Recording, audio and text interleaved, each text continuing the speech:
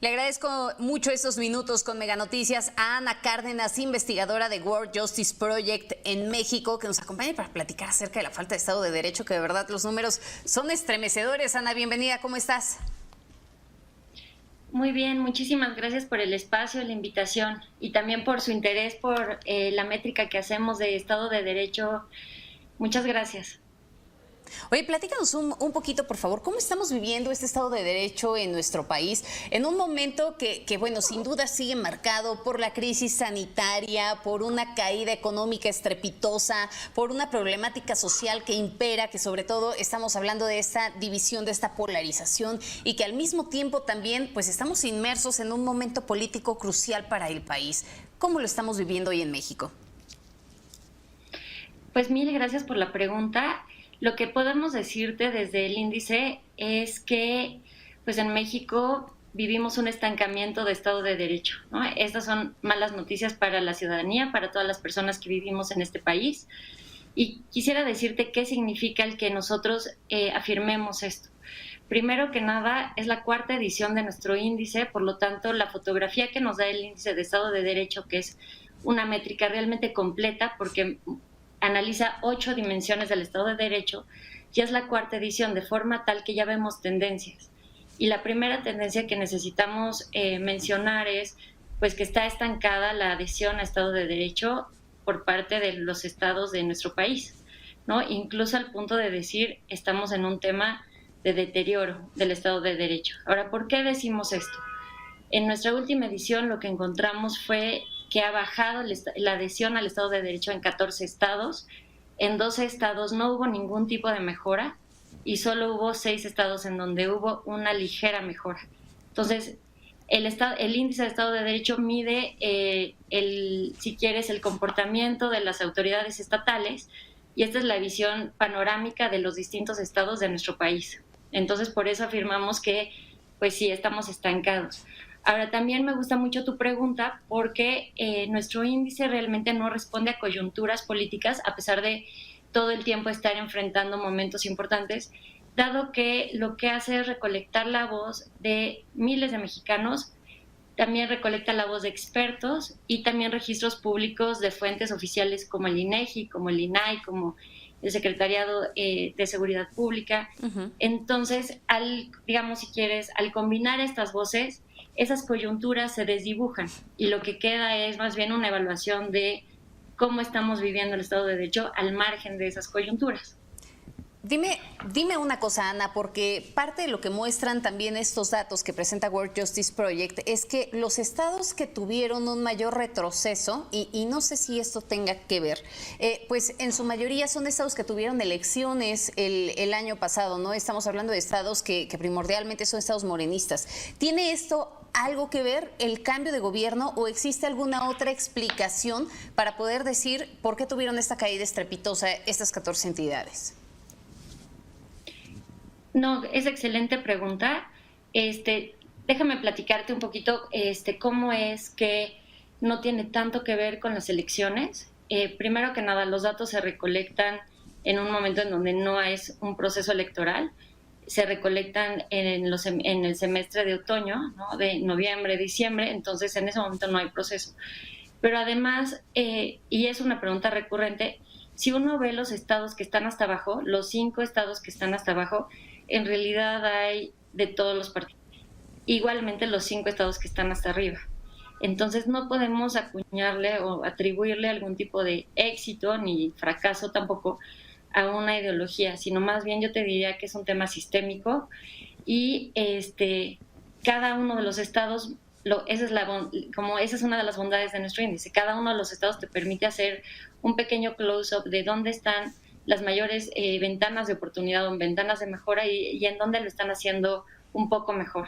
Ahora, si me permites, me gustaría hablarte un poco de las tendencias nacionales, a pesar de que este índice nos permite enfocarnos, si quieres, en un estado o en un tipo de dimensión o de factor. Pero estas tendencias nacionales sí merece la pena ocuparnos de ellas. Si quieres, no preocuparnos, pero sí ocuparnos. Y estas tendencias tienen que ver, una, con el debilitamiento de los límites al poder estatal del Ejecutivo, ¿no? En donde a nivel nacional estamos viendo que los poderes ejecutivos estatales tienen menos límites, ¿no? Tienen más margen de acción y tienen menos contrapesos. Y en este sentido, fíjate cómo hay distintos tipos de límites, ¿no? La judicatura, el Congreso, las contralorías, también la sociedad civil y la prensa. Y la prensa y la sociedad civil han sido el control más eficaz que hemos encontrado. Y aún así, a este control también se ha contraído, se ha debilitado. Entonces, esa es una tendencia que preocupa. Otra tendencia tiene que ver, y un poco con lo que platicabas hace un momento en el segmento anterior, tiene que ver con impunidad, porque también vemos como tendencia un debilitamiento en la justicia civil y en la penal. Ahora, aquí llama la atención que, imagínate que nuestro índice, ¿no?, es como una suerte de, tiene 8 aristas, y cada una de estas aristas tiene pequeñas aristas en sí mismas. Entonces, una de las aristas de la justicia penal es la eficacia en la investigación policial y ministerial. Y vemos que este tema o este subtema es el más débil de todo el índice de Estado de Derecho, ¿no? Entonces, sí vemos con preocupación que pues la policía y los ministerios públicos necesitan ocuparse por resolver los delitos. ¿Ha influido de alguna forma la polarización que hoy estamos viendo en la sociedad, Ana? Porque, a ver, tenemos una fuerte pues incidencia, digamos, o tenemos un discurso que todos los días es reiterativo, que todos los días, en lugar de unificar, termina polarizando. ¿Qué tanto influye este discurso, qué tanto está permeando hacia la sociedad y que al mismo tiempo está influenciando o no para el debilitamiento del Estado de Derecho?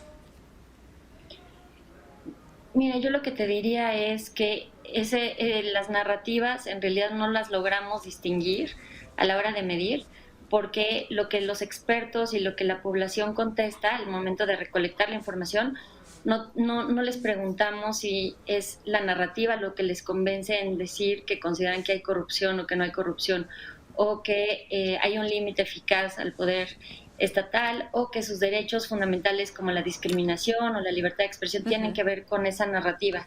Entonces, el índice no va a darnos, si gustas, una respuesta de cómo esa narrativa está incidiendo. Ahora, también vale la pena mencionar algo. Hay narrativas que tienen como mucha resonancia, pero que son, si gustas, que vienen de espacios nacionales, ¿no? Y nuestro índice es subnacional, entonces a las personas se les va a preguntar por su gobernador, por sus jueces estatales, por sus derechos, digamos, cómo están viviendo esta parte mucho más cotidiana. No evalúa el gobierno federal, sino que evalúa los gobiernos estatales. Déjame concluir con esta pregunta que me parece que es crucial. ¿Es posible fortalecer el Estado de Derecho bajo las condiciones actuales en las que nos encontramos? Sí, y me encanta tu pregunta porque nos lleva a un tono de optimismo que creo que hacia allá tenemos que transitar.